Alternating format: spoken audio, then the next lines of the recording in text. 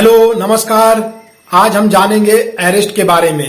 Arrest क्या होता है, अरेस्ट का मीनिंग क्या है, अरेस्ट क्यों जरूरी है और सीआरपीसी के अंतर्गत अरेस्टिंग कितने प्रकार से की जाती है। तो अगर आप लोग इन सारी बातों को जानना चाहते हैं तो वीडियो में लगातार बने रहिए।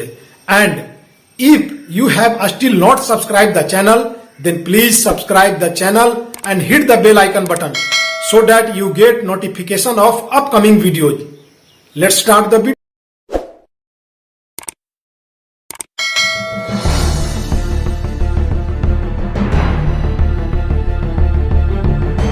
Well, this is Rohit Kumar Singh and you are watching Rohit the Learner channel.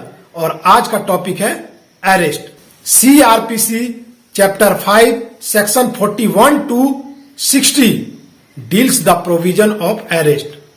Arrest का अगर हम लिटरली मीनिंग देखें तो इसका मतलब होता है deprivation of personal liberty by a legal authority, अर्थात किसी व्यक्ति की जो पर्सनल लिबर्टी है, व्यक्तिगत स्वतंत्रता है, उसे छीन लिया जाए, उससे वंचित कर दिया जाए किसी लीगल अथॉरिटी के द्वारा, तो यह है arrest. And it is a important process in CrPC to ensure presence of accuse at trial. मतलब यह एक इंपॉर्टेंट महत्वपूर्ण प्रोसेस है जिसमें एक्यूज्ड को न्यायालय के समक्ष ट्रायल के दौरान प्रस्तुत करना होता है। तो यह है अरेस्ट। अब बात करते हैं कि सीआरपीसी में अरेस्ट कितने प्रकार से किया जा सकता है। तो इसके अंतर्गत दो प्रकार से अरेस्टिंग की जा सकती है। पहला है अरेस्ट विथ वारंट और दूसरा है arrest without warrant. Arrest with warrant समझने से पहले समझते हैं कि वारंट क्या होता है। तो वारंट एक कोर्ट के द्वारा रिटन ऑर्डर होता है जो एक या एक से अधिक पुलिस ऑफिसर को डायरेक्ट करते हुए उस पे मेंशन किया होता है कि जिस व्यक्ति का नाम, पता और उस पे जो चार्जेस लिखे हुए हैं उसे गिरफ्तार करके न्यायालय के समक्ष प्रस्तुत करें। उस पे डेट और टाइम भी मेंशन किए होते हैं। तो यह है वारंट। अब बात करते हैं अरेस्ट विदाउट वारंट। जब मजिस्ट्रेट साहब को ऐसा लगता है कि यह व्यक्ति जिसे समन जारी किया गया था वह सम्मन का पालन नहीं कर रहा है या फिर उसे भागने की संभावना है, तो वैसी स्थिति में मजिस्ट्रेट साहब संज्ञान लेते हैं, चाहे वह कॉग्निजेबल ऑफेंस हो या नॉन कॉग्निजेबल ऑफेंस हो।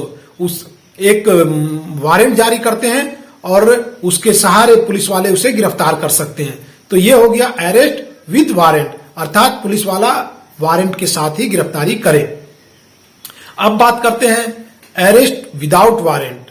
तो जनरली जो गिरफ्तारियां होती है उसके साथ वारंट होना अनिवार्य है, अर्थात वारंट के साथ गिरफ्तारियां होती है। लेकिन कुछ मामले ऐसे हैं, कैसे कुछ परिस्थितियां ऐसी होती है जहां पे पुलिस वाले बिना वारंट के गिरफ्तार कर सकते हैं। तो यह गिरफ्तारियां तीन तरह से की जाती है। पहला पुलिस वालों के द्वारा, दूसरा प्राइवेट पर्सन के द्वारा और तीसरा है मजिस्ट्रेट के द्वारा स्वयं। पुलिस वाले जो गिरफ्तारियां करते हैं उसमें तीन सेक्शंस इन्वॉल्व हैं। पहला है 41, दूसरा 42 और तीसरा है 55।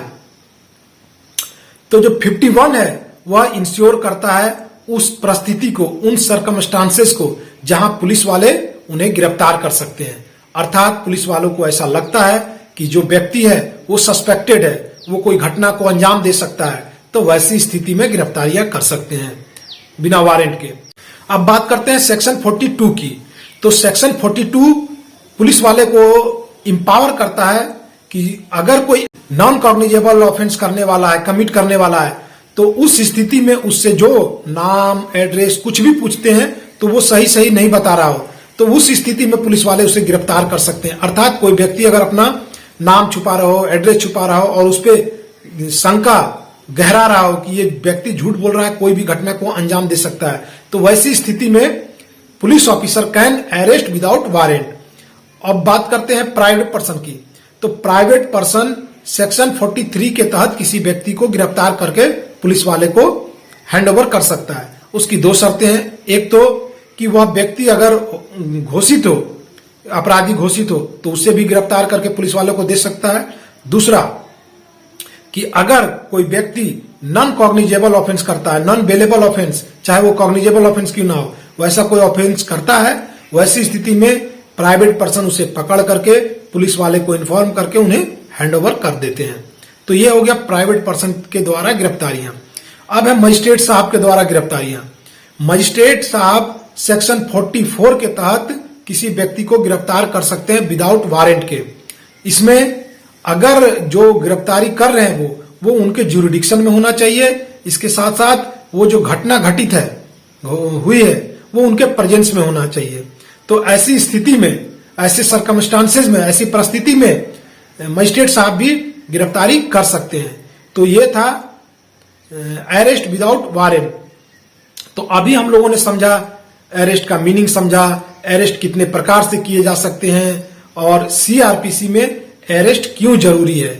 तो आई होप मैं आप लोगों को कुछ अवेयर कर पाया हूं और आप लोगों को कुछ अच्छा लग रहा है तो आप इसे अपने दोस्तों, मित्रों, भाइयों तक शेयर करें ताकि वे भी अवेयर हो सके। और अगर अभी तक आपने सब्सक्राइब नहीं किया है तो चैनल को सब्सक्राइब कर दें और बेल आइकन बटन को हिट कर दें और लाइक और कमेंट तो करें ही करें। तो चलिए मिलते हैं नए वीडियो में, तब तक के लिए जय हिंद, भारत माता की जय।